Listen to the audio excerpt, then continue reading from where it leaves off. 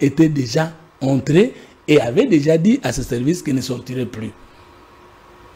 Maintenant, le commandant Nico, qui est le chef de la sécurité de Madame la Première ministre, ne sait pas jusqu'à aujourd'hui quand est-ce que M. Douni et M. Démon, parce que c'est son nom, l'autre, son nom c'est le démon, le nom qui s'est donné. Et est-ce que c'est Madame la Première ministre qui a donné à l'un de ces gardes de corps le nom de démon? C'est son propre nom. Or, il est écrit en droit, il est interdit à toute personne de donner à son enfant ou à prendre un nom avec des consonances immorales. Démon, c'est déjà un nom à vibration immorale. Et c'est le nom d'un policier. Ces gens se sont retirés et ils sont rentrés vers ces lieux-là sans l'autorisation ni du commandant Nico. Comment alors on peut déduire que ça peut être du commandement de la Première ministre? Parce que même le chef de la sécurité de la Première ministre n'était pas au courant. Ils sont arrivés là-bas, ils ont pris le monsieur, ils lui ont demandé par force de monter sur le véhicule, il a refusé, ils se sont mis à les tabasser sur place. Et ils l'ont pris, et après avoir transité par-ci, par-là, avec un Congolais, comme si c'était un voleur, comme si c'était un mendiant, c'est comme si c'était un criminel, comme si c'était un nanga. Je vais dire comme ça pour qu'on me comprenne très bien. On est allé avec lui. Et on est allé le laisser à la police du pays.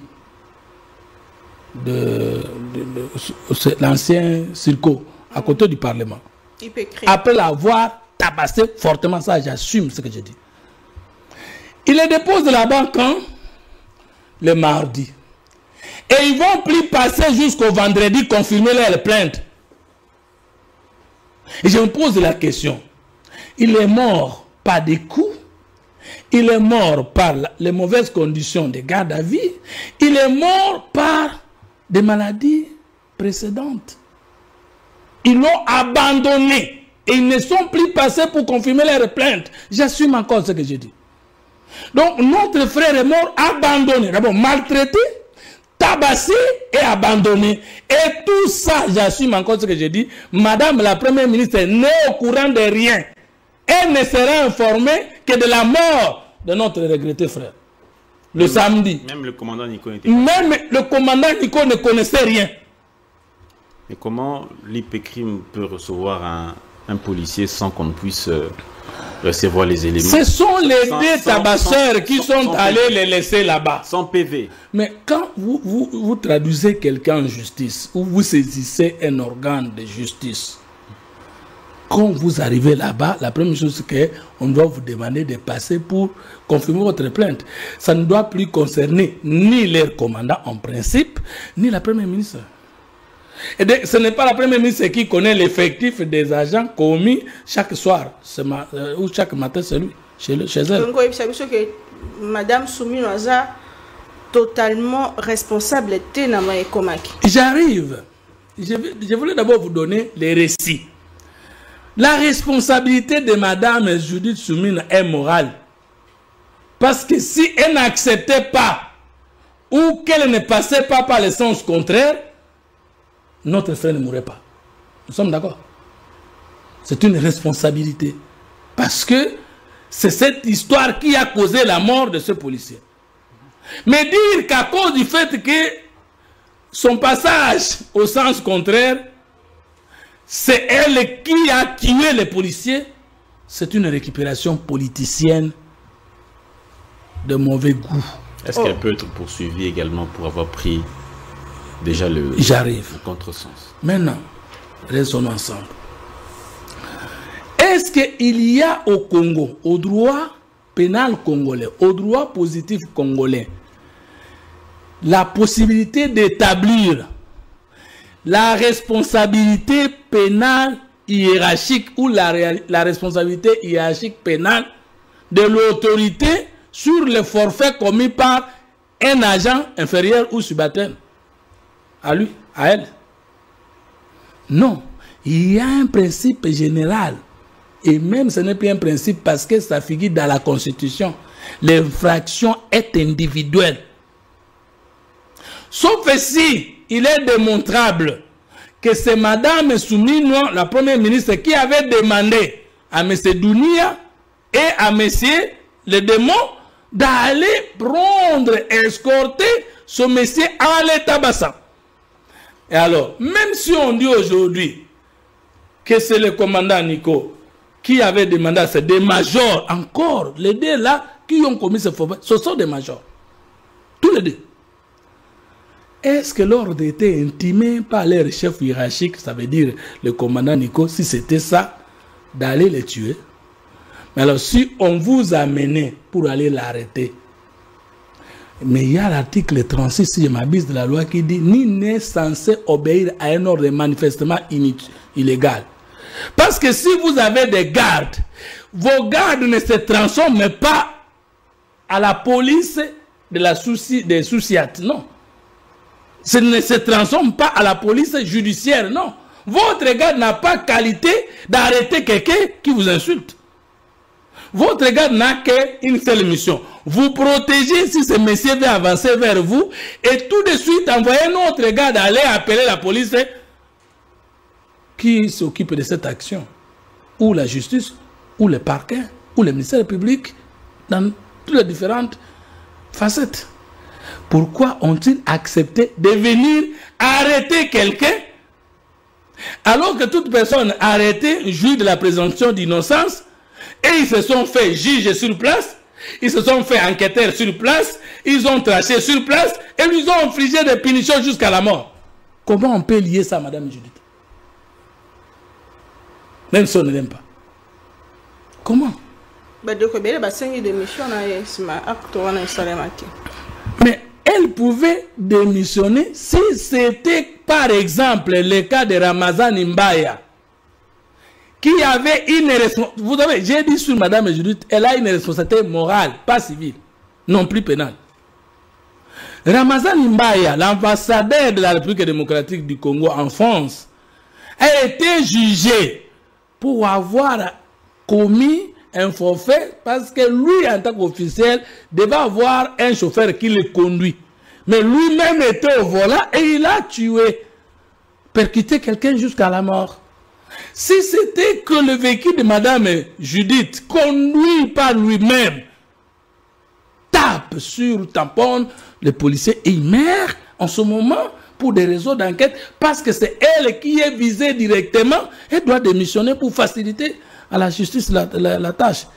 Mais comment vous voulez dire que la responsabilité du Premier ministre consiste au simple fait que ce n'est même pas le chef de sa sécurité, c'est plutôt l'un des agents commis à sa sécurité. La responsabilité de Madame la Première ministre est devant le Parlement. La responsabilité de Madame la Première ministre est devant le chef de l'État, même s'il ne peut pas la révoquer. La responsabilité de Madame le Premier ministre est devant son juge naturel, qui est la Cour de cassation. Mais d'où est-ce que vous avez toutes ces informations dont on ne peut pas douter au jour d'aujourd'hui? Parce que la police avait annoncé ses propres enquêtes. Jusque-là, on n'a pas l'issue de ces enquêtes. Mais vous tirez d'où toutes ces informations-là et qu'est-ce qui donne la certitude à vos informations? Qu'est-ce qui donne la certitude à mes informations? Mais tous les Congolais ont été choqués de ces actes. Mais moi, en tant que Congolais, je devais aussi faire des recherches chez moi pour savoir c'était passé comment. Vous êtes déjà arrivé à la conclusion? Je ne peux pas arriver à la conclusion. Il n'y a que... La conclusion, c'est que c'est la justice qui doit établir qui a donné l'ordre à ces deux policiers d'aller arrêter notre regretté frère mort. Je pense que la justice va entendre sur PV et l'aider, et l'autre policier qui témoigne, et le chef de la sécurité de Madame la Première ministre.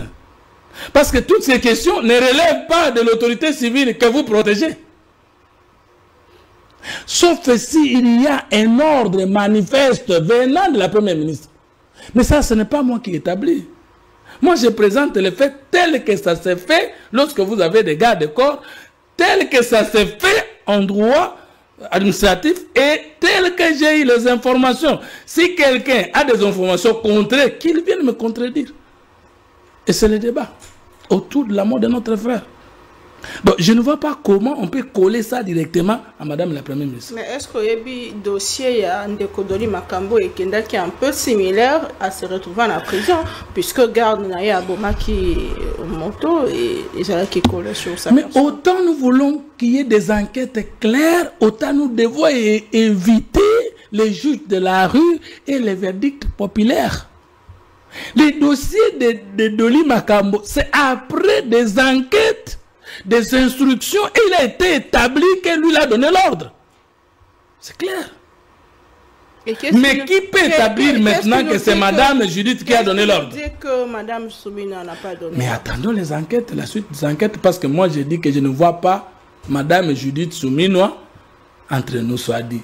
Celle qui a décidé pour une première fois, bien sûr sous l'impulsion du chef de l'État, dans l'histoire récente de notre pays, je peux même dire depuis 1960, l'augmentation du salaire des policiers date de 1997, si je ne m'abuse pas. Mais elle n'a pas augmenté le salaire du policier. Elle a donné aux policiers combien? Le double de son salaire. Sans passer par le Parlement, ça nous y reviendrons. Oui, mais oui, sans passer par le Parlement est une chose, question importante, parce que c'est le Parlement qui est l'autorité budgétaire. On y reviendra. Mais est-ce que le policier a reçu le double de son salaire? Ça, c'est une valeur. Ce n'est pas une antivaleur. Mais qui l'a fait? Vous imaginez, vous, Madame Naomi, excusez-moi s'il vous plaît, aux amoisi, maman, oya boti biso, oya memi bomoi, oya bongi salaire à policier, abi mananda konaye, azo kende koboma, policier oya yebite. Et si les enquêtes arrivaient aux conclusions selon lesquelles elle est celle qui a donné l'ordre, est-ce que vu son rang, nous connaissons que la justice dans notre pays parfois, quand il s'agit des hauts placés et un petit peuple, parfois le traitement n'est pas le même.